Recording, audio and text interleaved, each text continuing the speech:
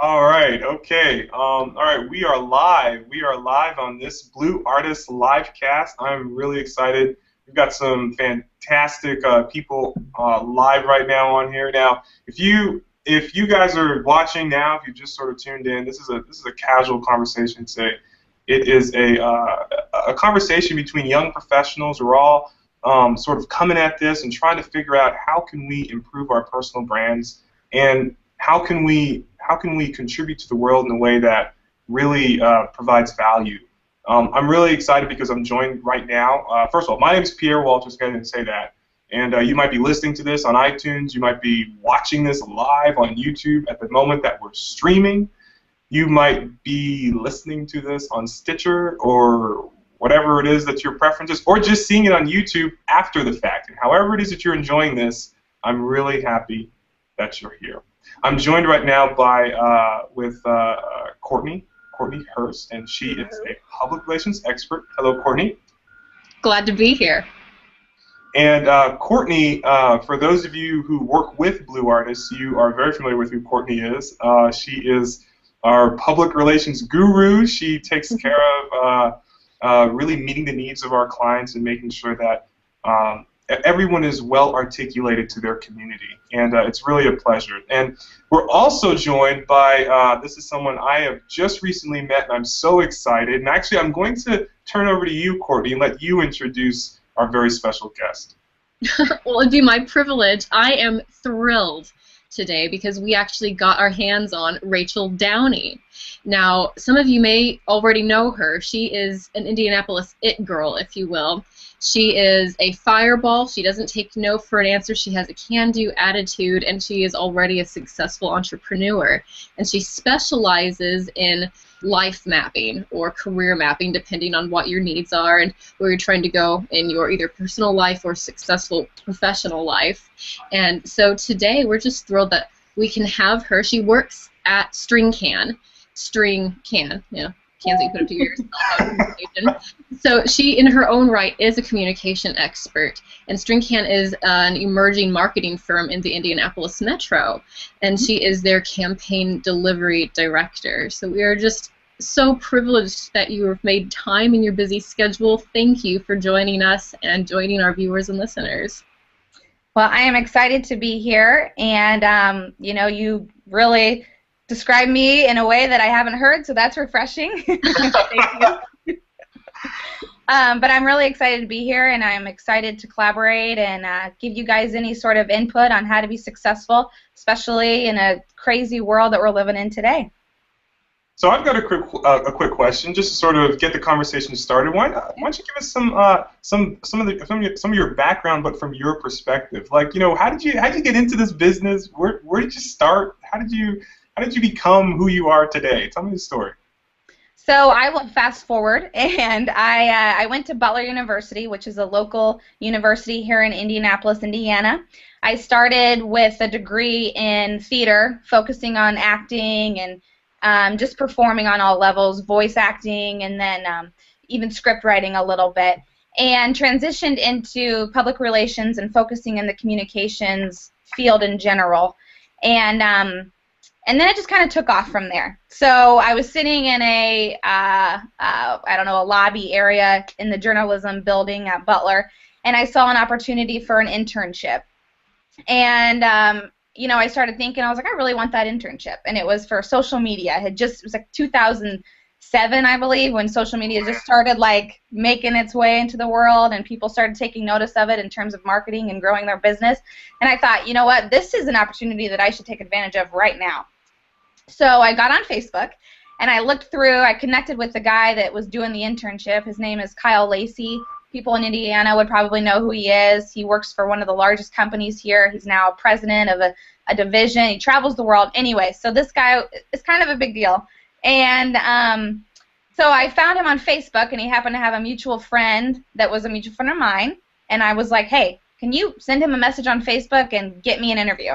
So she got me an interview. I basically walked into it and had the job. It started out as an internship and then turned into part-time employee. And then from there, I took a couple other different internships. I was still in school, so you know how schedules like that are. You just take opportunities as you get them. And I never stopped. So I took that internship, and then I took another one, and then I took another one, and you know, I always kept moving forward. I never was satisfied staying stagnant. So from there, I graduated from Butler in 2011, and I had 2 job offers, and I was like, I don't want this. This isn't what I want. I don't want the 9-to-5 cookie cutter situation. You know, I still don't know exactly what it is I want to do. Now, hold on a second. Yeah. Why don't you want to work a 9-to-5 cookie cutter job? I mean, that's the best. I think that you know, it's interesting that you say that, because I think we all grew up feeling like that's what we should want and that's what we should have, and that's like the end all. That's the dream right there, is to have that life. You work 9 to 5 and you go home and you take care of your family, and that's perfect. But I don't think that our generation feels that way anymore, and I think it's more about being flexible and living in an environment where you can be creative and work with other people and not be tied down to this one building and you clock in, you clock out, and that's it. It's about continually inventing and working with creative people and making the world a better place, because right now it's kind of crazy. So I didn't want that. Long story short, I didn't want that, and I knew I didn't want that. So I didn't take it. But reality checks in, and you go, hey, I got some student loans that I need to start paying on, or we have other problems. So I ended up taking a different job about 6 months later. So fast forward 6 months later, I'm working in this environment, and it's definitely corporate. You know, you come in, you clock in, you have to be there in a certain time. You have a confined times in which you can work. You're not allowed to listen to music. You know, you just completely not my style whatsoever. And it took a lot of time, and it took a lot of courage for me to realize that this is not where I need to be. And if I stay here, then the life that I had always envisioned for myself most likely won't happen. So I literally quit on the job right then and there, quit that same day, and within that same time frame, I had a phone interview with my current employer, and that's made all the difference, is making that one choice. And I brought up that first internship because my current employer was Kyle Lacey's mentor. So I was Kyle Lacey's first intern, and turns out 4 or 5 years later, I walk into this interview, and my first internship was with this guy who is now my employer, who was his first intern. So just kind of like this weird little world where, you know, taking and seizing that one opportunity has catapulted me to where I am right now. Wow. Yeah. So it's kind of crazy, but you know, you keep moving and you make connections, and you don't wait for opportunities to come to you. You go after them. Wow. Now I'm kind of curious, because I've been privileged to be exposed to the culture of your current employer, and you're still there. You've not quit on the job yet. No, I will not do that. What is it that contributes to the dream? What is it? Why on earth are you working for a company in Indianapolis? It sounds like you just walked into another job like the one you quit. It's night and day. It's night and day different. It's not about what I can do for them and what they can get out of me to make themselves successful. It's a mutual benefit relationship. It's about, I mean, it's exactly what any good relationship should be. It's about give and take. And the thing about StringCan and my current employer, which is Tony Celzo, is that he doesn't care only about StringCan and his motives. He cares about us and what we want. And, you know, when I interviewed with them, he asked me questions like, you know, do I have siblings? What do I like to do? What do I like in a boss? What do I like in a culture? It had nothing to do with my exact skill set. I can guarantee he probably has no idea or barely remembers what my degree is even in, because it doesn't really matter. So it's just like a different entire world. You walk into work and it doesn't feel like work. I'd like to explore that a little bit. You just said the degree. It was almost like it didn't really matter. I mean, that's, for a lot of people, that is like blasphemy. And you're talking to someone who I have like tons of student loan debt. So a degree is like, hello, I worked really hard for this. I'm working still on this. Come on, you know.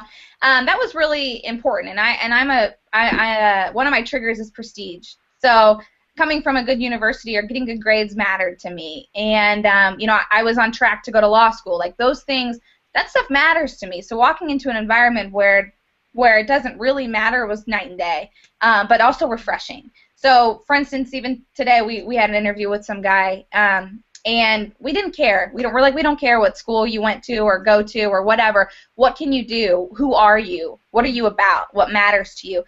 And we live in a world right now where a college degree doesn't necessarily mean a high-paying salary. It doesn't mean that you're going to be living comfortably the rest of your life. It just shows that you committed to something and followed through. So I think there's a cultural shift in how we feel about college degrees in general. You know, I mean, people are entrepreneurs more successful at 22 than people are at 52. Mm-hmm. And it's all about what you're doing and how you're getting knowledge. It doesn't necessarily matter what piece of paper you hold in your hand. Wow. That's powerful. That is powerful. So I'd like to explore a little bit about, because I think we all sort of have, you know, we all have our journeys, and we've all, I think, in order to do this line of work, we've had to at some point make peace with the fact that, you know, it's not about your paper background or your degree, like you just said. It's really about your values, about what you can actually do, what you can actually contribute to the culture or to the work environment. And from where I'm coming from in film and in directing and everything, I mean, that is a huge deal, because we deal with like filmmakers coming out of film school, and I mean, they know how to turn the camera on, they know how to set up a light, whoop-de-doo, right. But, you know, can they tell a story? I mean, you know, and what about you, Kortnye? Like, you know, from your background, how does that? You know, I think culture shift is really the key. What Rachel said, things aren't the way they used to be.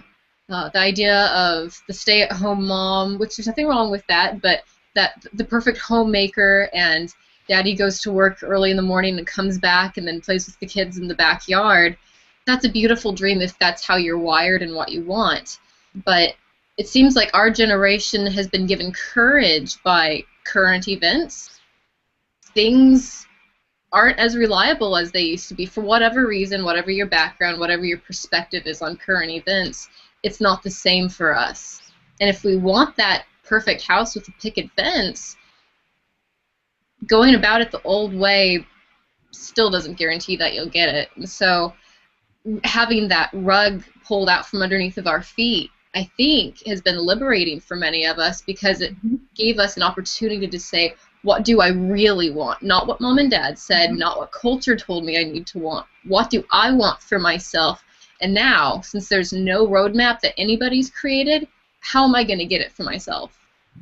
But is it easier today? I mean, because there must have been people with the entrepreneurial spirit years and years ago. But I mean, is it? Do you think it's the internet or, you know, social media, that these tools are simultaneously making it more accessible for us, while at the same time, like you said, Kortnye, sort of making the world a less reliable place? You know, is this contributing to this ability for you to, for you, Rachel, to just sort of say, you know, go into an interview and the guy's not even hardly talking about your actual schooling, he just wants to know about you? I mean, is that the culture that we're dealing with right now? Yeah, I mean, I think so. I think we are in the age of information, and when you come look at that, we're overwhelmed with it. So it's like, I don't care what you know. I want to know what you can do and how you're going to continue to develop yourself in order to become an even better player. Because most people learn everything they need to know while they're on the job. It doesn't. I mean, the training isn't necessarily vital unless you want to be a doctor. Obviously, like there's some, I mean, you can't discount that. Like there's definite knowledge you're gonna have to have. You're not operating on me if you don't got a degree. Exactly. But I mean, I think that the internet has definitely enabled us, and it's empowered us only in the sense that there's other like-minded individuals, and we're all sharing in that together. But it's I don't think it's gotten easier per se, but it's definitely gotten. We've definitely been able to inspire each other more, and I think that's a little bit different than what our for older generations had. Rachel, I'm curious. You were just talking my language, and so I'm kind of like, I want more, I want more. When you and I first talked about doing this LiveCast as a group, you had mentioned that something that was very important to you was this concept that you're almost creating, or a philosophy that you've been piecing together through your experiences of getting lost in order to find where you want to go. Mm-hmm. Okay, so let's say that we've got gregarious people who are fearless, or who at the very least have courage to chase the dream. Doesn't that mean that you have to have a target and run after it, reckless abandon? What is this idea of getting lost? So, not to paint myself as a nerd, but one of my favorite books is The Hobbit. You're a nerd. I know. That's okay. But one of my favorite books is The Hobbit, and it's because we take this little hobbit, Bilbo Baggins, and I won't bore you with the details too much, but he gets thrusted into this journey, and he has no idea what he's getting himself into. But along the way, he's finding himself on all these new levels, and he's discovering different talents that he has, and he's realizing, you know, what matters, and he's seeing a whole new world that he'd never ever even imagined. And I think in today's culture and world, we're so geared and conditioned to think that you start with A, and then you go to B, and then you go to C, and then yay, all your dreams come true. When in reality, that doesn't happen. It's not happening anymore. So you have to be willing to take on this Bilbo Baggins type of passion and be willing to just, you know, grab your sack and go on this journey and see what happens. Mm-hmm. So it's not necessarily about wandering aimlessly around in the wilderness in search of who knows, but it's about keeping your eye on the prize, yet being willing to be, you know, rerouted, or being willing to miss a step or two, but pick yourself back up and keep your eye on that end goal. So one of the things I think about too in that scenario is, you know, Bilbo. I'm sorry, it's so silly, but he knew that my wife is a fan. Okay. So then it's good, right? Okay. Yeah. So his end goal was this reward. He was gonna get this like gold, cash, not cash, but you know, he was gonna get a reward. And that's what kept him motivated. He's like, okay, I'm going to be on this adventure, but at the end of the day, I am going to walk away with some tangible reward. And I think that's applicable because you look at, you know, I get up every day and I go to work, and what's my end goal? You know, it's not about having it all pieced together and knowing what's going to happen tomorrow, because there's no way to know. So you have to be willing to get lost and be flexible, but to always pick yourself up and reroute if necessary. Keeping, like, it's being lost with intention is how I am starting to formulate and kind of coin it. Wow. Getting lost with intention. Okay, so help me out with this, because when I was in school, I think I scared people, because I was wired like this. Most students don't care the way that the three of us do, and like our listeners and our viewers today care. It's how we're wired. We can't help it. This idea of never being satisfied with the status quo, it's gaining momentum in America, but most people don't have this kind of mindset. So for those of us who do, it seems like a challenge perhaps has been through the years how to find, I mean, we don't know everything there is to know. And so finding mentors or people who we can ask questions to, who can give us advice, good advice, not the wrong kind, that actually makes a difference in helping us run towards this chaotic end game, so to speak. And you had introduced me to a concept called career mapping, partly something that you learned about from your current employer, is that right? Yes. So one of the things that we really pride ourselves on doing is helping individuals develop who they are and who they want to be. And it's not about going, how much, I mean, it could be. It could go, how much money do you want to make? Or what do you love to do? What inspires you? What's the why in your life? Why do you get up out of bed? So, you might have heard of him, Simon Sinek, I believe, excuse me if I mispronounce his name, but he has this whole theology on start with why. So if you're starting your day with why, and your every action that you're taking is fulfilling your life's why, then the rest won't really matter, because you're going to start feeling fulfilled, and the rest of the things are going to start falling into place. So for me, you know, my why is helping others, serving others, doing what I can to empower other people. And I think that's where you and I connect really well, Kortnye, is that that's exactly where you're aligned, is you want to empower other people to bring out their best selves. And so this career mapping thing came about when we start with why. It goes, Rachel, why do you want to do this? And it's like, I don't know why I do, but my team wants to do that. That's what I'm about. Is so when I wake up in the morning, it's not about what I can do and how I can benefit from others, but it's, how I can help you. And that's one of the things that String Can really helped me put to light. And through their, their shaping and their molding and not trying to fit us into these, square pegs, you Cubicles. start to, go ahead, sorry. Cubicles. Yeah, exactly. You start to discover those things about you, and and then in working in marketing, it's really fun because I kind of say that I can be a Barbie in a way, and I can try on all these different careers, and because I'm getting to know all these different sorts of clients and all these different fields that they're in, and so it's fun to start to see how my why is now being able to affect all these other people who are in industries that have nothing to do with my ultimate dream. So it's just kind of a fun way to think about life, and without getting too wrapped up in the details. It's where getting lost is so important. Is just what I'm going to get up, I'm going to live with intention, and I'm going to make impact on other people's lives. And how that unfolds is always fun. Now, I think a lot of people out there, because I think what you're saying is very powerful. I mean, living for your why, and also living with intention. But then at the same time, the term getting lost, which makes so much sense to me. I think for a lot of people, it's like they feel like they're already lost. They don't even know, right. And that's probably why a lot of people say, well, I'm going to fit into the square peg, or I'm going to fit into the cubicle or that 9 to 5 because I really don't know what else I can do.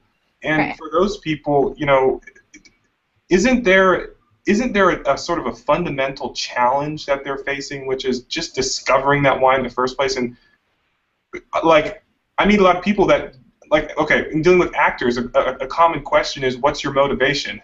Yeah. Why are you here? Right.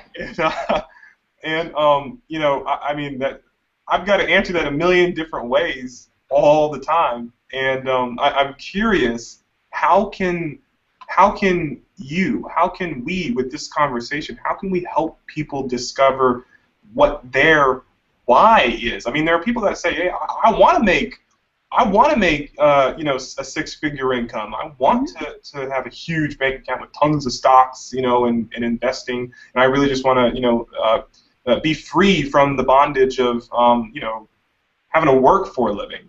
But, right. but they don't. But it's okay, how do I get from there to here? And I don't really know what my value or what my purpose actually is, and no one's taking the time to tell me. And what would you say to those people? Well, first, I would say they're focusing on the what. They're saying, this is what I want. I want stock options, and I want money, and I want to live in wherever. They're focused on the what, and they're not looking internally into themselves and saying, why is it that I want those things? So why do you want a six-figure income? Is it so you can see the world and travel? Is it because you want a better life for your family? It's focusing on those things and not the what's in the house that make a difference. And you're asking, well, how do they do that? How do they cut through all that crap and decide and figure out what their why is? Well, it's about taking baby steps. So if you're working in a 9 to 5 and you're like, oh, I hate my life, this is not what I want to be doing, then stop thinking that way, because you're the problem in that scenario. It's not the company that you're working for, it's you. Why do you hate working there? Okay, you don't like working there, but you got to make a paycheck. Great. So be a linchpin. Do the best work that you can do in the environment in which you're in. It's about taking charge of your life and making concentrated and measurable steps to lead yourself into the life that you want to live. And so it's really about investing in yourself. So how can I become better? Why do I want to become better? It's about self-discovery, and that doesn't need to sound like a weird phrase of, self-discovery, but it is. I mean, you need to invest in yourself. You need to read books. You need to hang out with people who inspire you. You need to seek after people who you want to be one day, and you need to call them, and you need to email them, and you need to say, please meet with me, and not expect anything out of them, but meet with them and ask them, how did they become successful? What did they do? Why did they do it? And it's about taking charge of your life and not letting other people dictate what's going to be important to you at the end of the day. That's powerful. I love it. I love it. Okay, so this kind of gives us a base attitude of why, which from what you've been saying seems like the foundation of everything. You cannot career map yourself.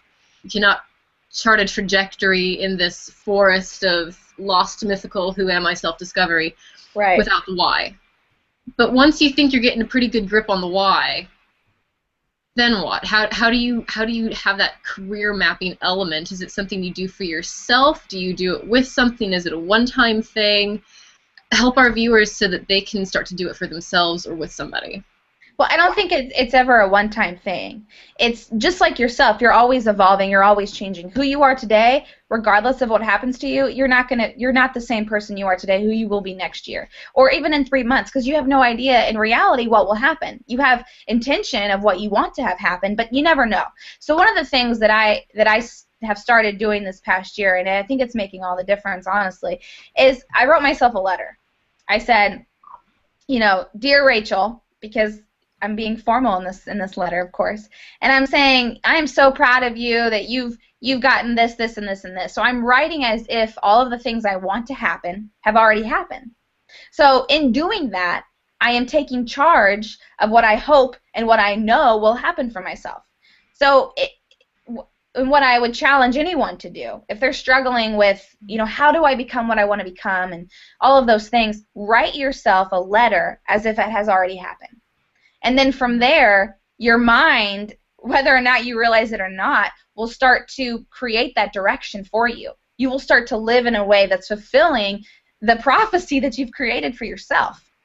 And so it's kind of a weird way of thinking, but it really does make a difference. It affects the decisions you're going to make, and it allows you to prioritize your life. And then suddenly you'll see these little pockets fill up with those things that you're already intending to have happen. So I would start with writing a letter. I would start reading books. I would challenge yourself to read one book at least a month on personal development, or even a book like The Hobbit. Like, just reading a book is powerful, or listening to it. That's so funny. I used to hate reading, and then I discovered Audible. And that's what I do. It's about investing in yourself. I mean, you can read a 13-chapter book in a week if you're listening to it on your commute home. It's about taking those pockets of time, and maximizing them. So those are the initial things that I would always say start doing, and then defining who your friends are, and finding those people who will keep you accountable and keep you focused. All right, so you brought up friendship, and you brought up other people, so other people now in the equation. So how do we know, how do we filter opinions? Because everyone's got an opinion, everyone has something to contribute to their perspective of your life, and, how do you know if it's wisdom? How do you know if it's... Well, first of all, I define advice. If I say someone's given me advice, that means that I've received it. That means that I heard what they had to say. If they gave it to me and I haven't received it, then it doesn't apply to me. And what I mean when I say that is I'm not listening to everyone, because everyone has an opinion. You go to Facebook and your news feed is full of opinions that you're like, really? Like, you have to decide who you care enough about or respect enough about that you're going to listen to what they have to say to you and therefore receive their advice. So many people are going to give you opinions, and that's what they are. They're opinions. But if you've identified, 2, 3, maybe 5 people that you go, these are 5 people that I respect without a shadow of a doubt, and anything that they tell me I'm going to apply to my life, then you're working from a different perspective at that point. But, okay, one more thing. What if I'm just afraid of that? I mean, what if I have, in my heart, or in my, my heart of hearts, I'm just really just afraid, of hearing what other people might have to say, or getting that advice, because I don't know. People have a lot of different reasons for fear, but what if I really want to move forward? I'm taking all of these actual steps, but there's this inner fear that I just can't seem to get over, and I guess it's paralyzed me. How does someone there are a lot of people that deal with that. Not just not just like people, but organizations and small businesses and entire communities of people that are working together. Maybe in a particular event or something like that. I mean, how do you address that fear and get rid of it? Okay, that's my loaded question. Go. I mean, without being too insensitive, I would say get over it. I mean, you have to push through the fear. It's not comfortable to meet strangers. It's not comfortable to be in scenarios where you don't know anyone or you don't know what to say, or it doesn't matter. If you want to be comfortable, then you're never going to fulfill your dreams. And that's reality. So it's like, would you rather be scared in a cubicle, or would you rather be going crazy, living the life you've always imagined? For me, I would much rather face my fears on a daily basis than be stuck pigeonholed in an environment that I never intended for myself. So, and I know that sounds not very nice or maybe insensitive, but you want what you want, you got to go after it. And the only way to be successful is to take a risk. So powerful. I think there's a lot of people that have they want to take that risk. They hear, they see that, okay, if they could just, because I see this all the time. I really do. I know you guys do. I know you do. And there are people that have these really great ideas, or they have really great, visions for themselves later in life, and there's just some kind of paralyzing fear, and it's like you want to tell them. I mean, you're right, Rachel. You want to say just get over it. I mean, come on. Do you want what you want, or do you not? Because guess what? When you were, maybe 1 year old, or whatever, maybe you were just learning to walk. I don't know when people learn to walk. Maybe it's a little less than that. But when you were learning to walk, was that fun? Was that a fearful experience? I'll tell you, for me, it was quite fearful. I thought I was going to fall. Right. But I did it, and now I can walk and run. Well, I'm glad you brought up being a 1-year-old, because I think if we revert back to when we were children, we had this childlike courage. We had this childlike ability to do anything, and no one could stop us. If you had asked me at 4, 5, 6, whatever, and you had said, Rachel, what do you want to be when you grow up? I'm sure everything I said would sound ridiculous. It would be like, Rachel, that can't happen. But nowhere in my, answering would I say, well, I want to be this, but yeah, it's not going to happen because of blah, blah, blah, blah, blah. There was no but yeah, because there was only possibility. It was when, and, there was no excuse. So what you have to do when you're paralyzed with this fear and you're like, I can never get over it, and this is really what I want, but I just can't get past this, it's looking inside yourself and trying to find that inner child and get it out so that you can be successful. And it's about prioritizing.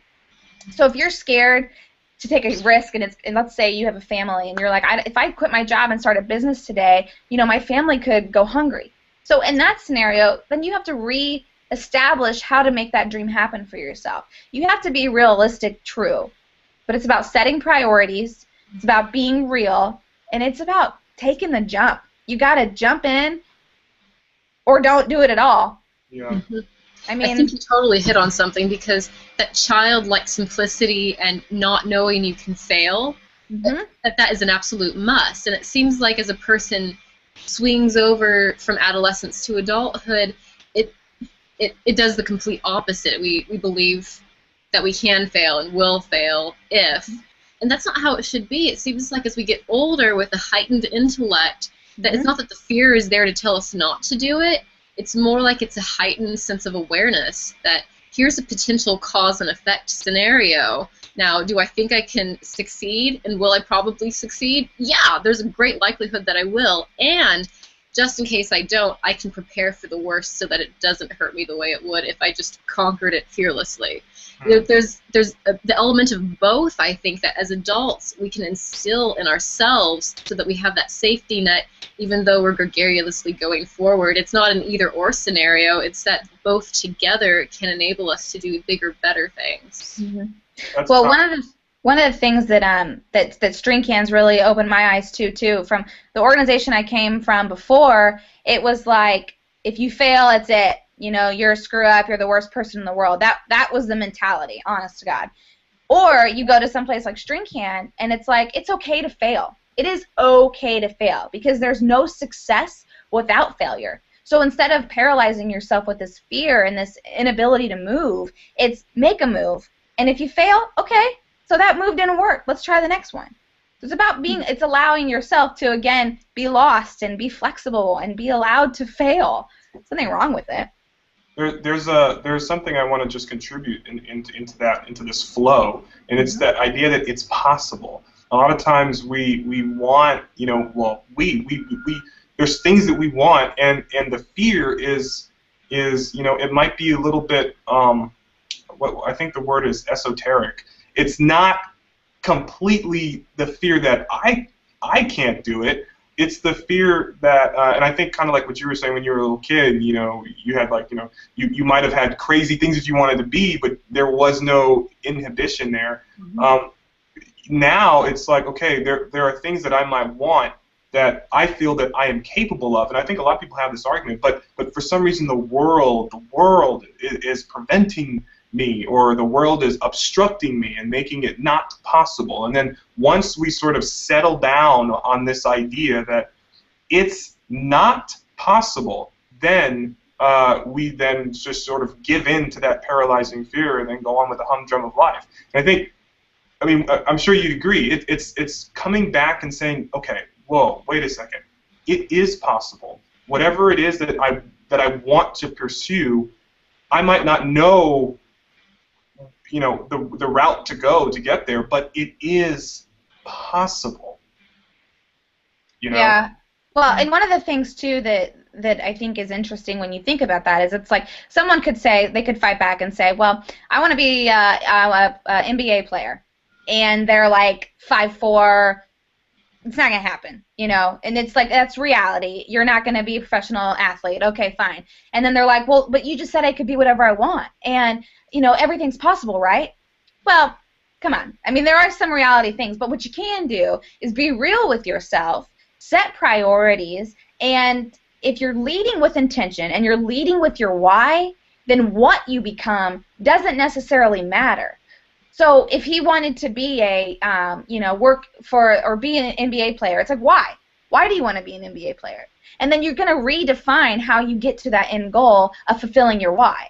So it's not about fulfilling the what. It's not about fulfilling the how. It's about fulfilling the overarching why you want to do things and why you want to contribute in that way. Mm-hmm. So I'm wondering, what are some other, you know, tips or tricks or tools that we can put in the back pockets of our listeners? Because I know that you've written yourself this letter, and it's brilliant. I really want to just hang up the phone and go write myself a letter right now. And so let's say that a person does that every December 31st, so that at the beginning of the year, you're running into a year, and you every 31st you read the old letter and write a new one. Yeah. I mean, people can do that, but that's 12 months. And what I'm hearing you say is that this is a mindset, a personal culture, something that you train yourself to think like. So while people are kind of trying to get a groove, I know you've already mentioned call some people, be fearless, ask them if they'll give you advice or meet up with you. I know that you personally with your boss get together and talk on a one-on-one basis, and there's some other things that you do periodically. I don't know if they're scheduled or if you've just trained your mind to see opportunities and grab them. But what are some of those things so that while people try to create this culture for themselves, they can start new habits? What are some of these tools that they can play with? So one of the things in general is, as you're developing who you are and career mapping yourself and, you know, fulfilling your goals and your dreams, is it's about having this discipline. It's about being stubborn with yourself. So it's like, I'm gonna get up at 5:30. I'm gonna get up at 5:30 every single morning, and I'm gonna write a blog, and that's what I'm gonna do. If that's what your goal is, it's about taking control of what you're putting into your mind and what you're watching. So if you're spending your nights, you know, watching like horrible reality TV shows and, you know, doing things that are only hurting your subconscious, then what you put in is really what you are going to put out. So if you're putting in good stuff, then that's what's going to come out. So, you know, taking the time to change the channel or stop watching TV so that you can think more about yourself and what you're doing, and raising the bar and the standard of your life. And that could be as simple as, I'm going to commit to having a clean home and having a clean, decluttered, you know, a place where I can really have as my sanctuary. Those are the little things that, although they seem small and something that is often overlooked, if you're stubborn and disciplined and making sure that those are the things that you maintain no matter what, then those things will trickle into your other areas of your life. So it's like committing to yourself, committing to your commitments. It's a kind of a different way of thinking. I feel like this is one of the quotes of the day, being stubborn with yourself. It's so brutally honest and gorgeous. Mm-hmm. I also like raising the quality of the standard of your life. Mm-hmm. Absolutely. I mean, where did that come from? Jeez, that's great. You're like a quote machine. Yeah. I don't know. I just think that the life that you live in, no matter what it is, as simple, it doesn't need to be this, you know, grand experience. This isn't the Gatsby's, you know. We're living in a reality, and if you just you pick it up, pick the trash off the sidewalk. You know, it's taking care of the world around you and your environment. It's committing to getting up early so that you can prepare a healthy meal. You know, it's turning off the TV at 9 o'clock at night and taking an hour before you go to bed to read and invest in yourself.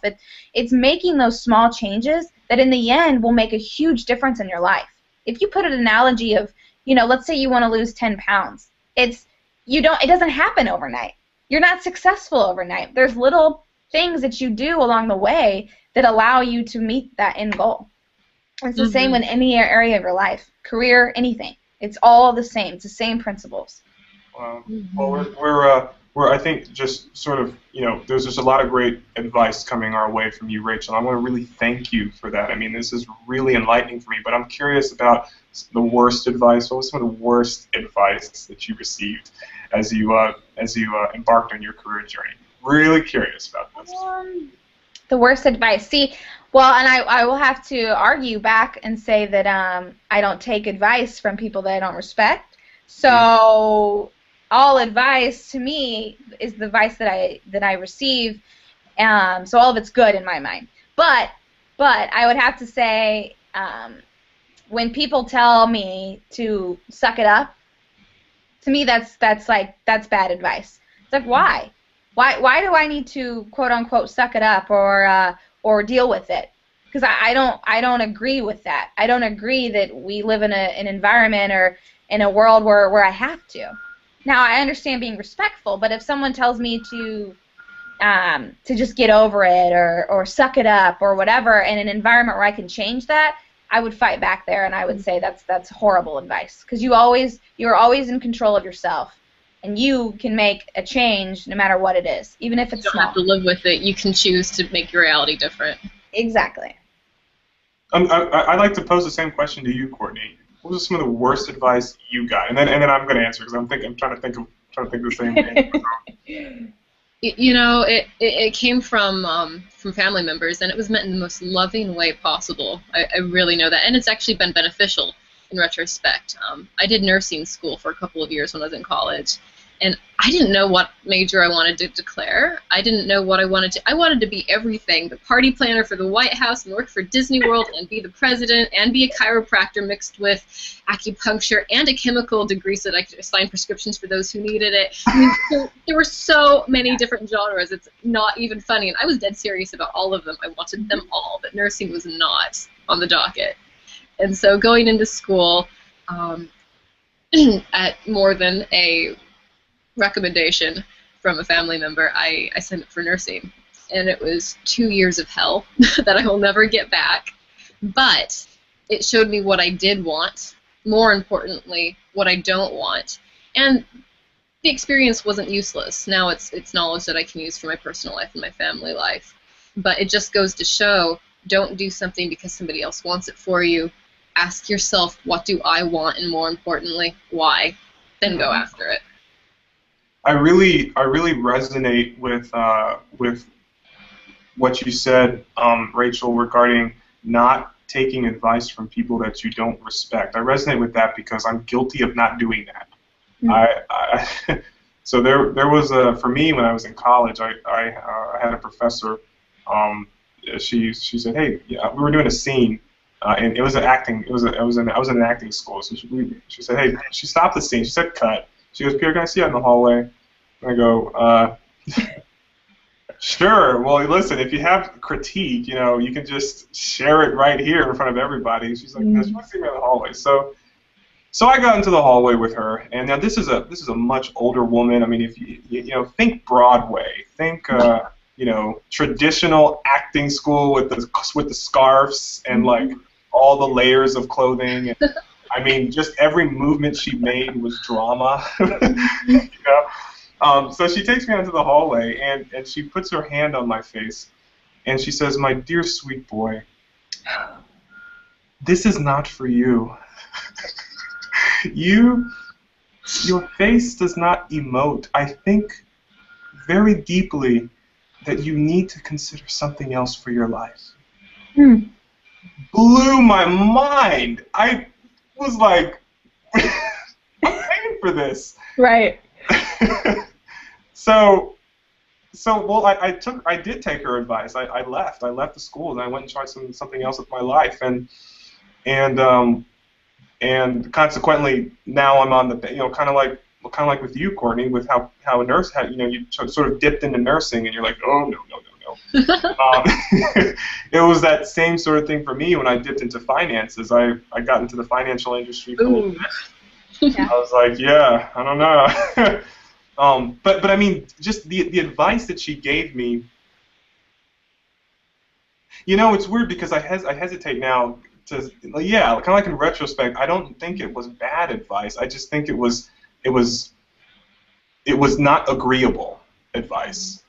But in retrospect, it caused my life to shake up a little bit and put me on a little bit of a different track, which now this is where I am. I wonder if it wasn't necessarily like kind of what you just touched on, both of you. Maybe not bad advice, just advice perhaps that you took from her for the wrong reasons. The why was wrong. Yeah. Well, and two, like, I think that advice that she gave you, yeah, it was good, sure, whatever, but it allowed you to further develop yourself in other areas. So you allowed yourself to kind of get lost in order to find out where you are now. So I think that's something that all advice can do, is it redirects you. Like, you never know. Yeah, well, I guess we can thank her for your recent, what was it, an Emmy that you just won? Yeah, right. Well, yeah, I could totally send her a letter. Thanks. Your advice has been very helpful. I have now an Emmy. That's awesome. Yeah. But I love how you sort of brought it back to getting lost, because I think that really is, I think that's the bottom line. You've got to be willing to just get lost in life and just explore, and that's the only way, like you were saying, that's the only way you can take risk. And if you don't take risk, there's no reward. And getting lost is so important, to see your life like it's a storybook, like it is The Hobbit. And you have like a little ring, and it's your destiny to get this ring to where it needs to be. This week was very interesting for me. It was a huge shoot, and there were so many actors, and I remember one actor in particular. I'm just going to share this story. We casted her to play a cutter, so a person that cuts themselves, because they take pleasure in it. And what was really interesting about her is that she actually is a cutter. And it was it was a little shocking for me because I'm not used to dealing with like real people on set about like real problems. I'm totally thinking it's fake. We're gonna put some makeup on. No, her scars were real, and I just took some time and I asked her some questions. And I was like, what's going on? Like, how's it that you have gone through this in your life, and you've gone through a place where this is what you've done to yourself, but now you are, for some reason, comfortable being on a film set and allowing yourself to play this role. And we're not trying to exploit you, but some might think it's a little exploitive, but you're willingly here sharing this with us. How did you get to that place? And she said that she wasn't satisfied. She wasn't satisfied with her life, and she realized that in order for her to get to a place where she could be happy, where she could feel joy, she had to be in uncomfortable places. She had to sort of get out of her shell and start to live. And for her, that meant being on this film set and sort of making public to the entire world, because that's where the project is going to go. Once it goes on television, it's gone. It's just out. So to the whole world, her very private, personal struggles. And I think we all have our own. They might be internal, not physical, like on our surface, but we all have our own private little struggles. And I think in order for us to in order for us to pursue our dreams and get lost, we have to sort of say, kind of like what you said in the beginning of this conversation, get over it, but in a nice way. Like, it's time to live. Yeah. Well, we all have head trash. That's one of the things that Tony, my boss, has taught me a lot. He's like, I bring my own head trash into work or into my relationships, and you have to just get out of your own head and live your life, live in the present, and live with intention. Love it. Live with intention. That's the bottom line. Have a goal, have a purpose, and go for it. Yes. All right. Back to you, Kortnye.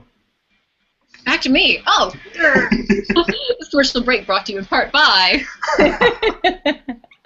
Well, I'm wondering, because I'm amongst two treasures right now. You were talking about surrounding yourself by people who are going to pull you up, who you can soak up the essence of them, who you admire, who you hope you'll get lucky enough to have a dinner date with, or to go sit at Starbucks with and just say, how did you get here? Why are you here? So I can't help but ask this question again, or rephrase it, because I'm amongst Pierre Walters and I'm amongst Rachel Downey. The two of you together, I'm just going, how did I get so lucky to be on this podcast? And so, with you being here as our guest speaker, Rachel, I'm wondering, what are some other things that you've gleaned either from maybe Tony that you now implement on a daily basis and share with other people to enable them? Or what are some other things that you pull into your own life? For instance, Pierre, he eats podcasts for breakfast. he should have stock in them if they were a cereal. And I know that you recently went to a TED Talk, and oh my goodness, talk about feeding your soul and being inspired by people. This idea of surrounding yourself, knowledge. Where are some other places that people can get it? Of course, the Blue Artist LiveCast, obviously a great place to get it. But what else? What else can we glean from you? We got to suck you dry of knowledge while we have you. Well, I think if you think about how I even met you, Kortnye, and we seized an opportunity, and we were like, let's get together, let's talk. So it's about looking for those opportunities, and if you're living with intention, you will find them, because you're always seeking them out. So even when you're in at a networking group, let's say, because that's always applicable in the business world, it's talking to people. And not just talking to them, but then following up with them a day later and being like, let's get coffee, let's get to know each other a little bit more. How can I help you? It's about meeting people, not being scared. It's about seizing opportunities wherever you are. So when you're, and like I said, I don't want to be too repetitive, but if you are truly living with intention, these opportunities will unfold for them, because you'll be seeking them, you'll see them. And I wonder if if being a mentor, if actively helping people on their journey will help you find ways to help yourself? I think undoubtedly. I think that's almost a no-brainer. It's, the more you're helping others, the more you're self-discovering. Wow. What are some ways that a person can do that, whether it's for a sibling or, you know, if you're a senior in college and you've got a freshman who looks up to you, or whatever the case happens to be. Maybe it's a professional who's already earned their stripes, they're in their 30s, written on Forbes top sellers list, and they're wanting to help somebody else. What are some ways that you can see this talent in this person, somebody who's wanting to be better? They may not have asked you for your help per se, but you know that they have this potential and you can offer them something. What's something you can do to help polish and groom this oyster, so to speak, this pearl? Well, I think just getting to know people too will do that naturally. I often think too that you have 2 ears and you have 1 mouth. So why are we talking so much? Like, let's listen to what other people have to say. And when you do that, again, you'll find opportunities to help them, because people, if they're left to just talk, which I've done a little bit today, things come out naturally that you've been able to hear that maybe I didn't even realize I said, because I'm left to kind of figure it out as I'm speaking. So I think it's a natural thing, is just you know, be observant. And again, seize those opportunities, look for them, and they will show up. If you're looking, they will show up. Go ahead. Nope, I'm done. I was just going to say, by the way, we're glad that you're talking today. You've been such a delight. I'm just honored that you carved the time out of your schedule and have embellished our worlds so that we can be a little bit more fearless and help other people along their journeys as well as our own.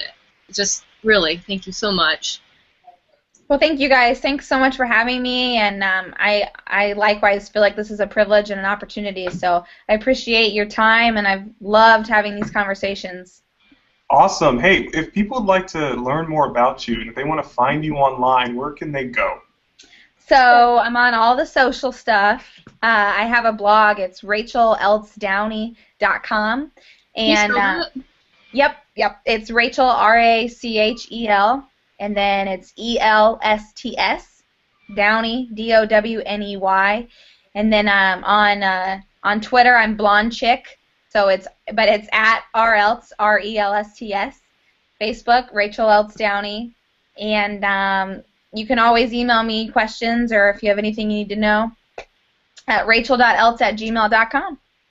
Very cool. I just want to echo what Kortnye said. We really do appreciate spending this time with you and speaking with you and hearing what it is that you have to say. That I think for me has helped to embolden me in the next, for the next, I don't know, I guess phase of my life as the next couple days. I don't know, whatever. I'm emboldened. I'm ready to go. I'm going to live with intention. I'm gonna apply what you said. And the most important thing is I'm going to get lost.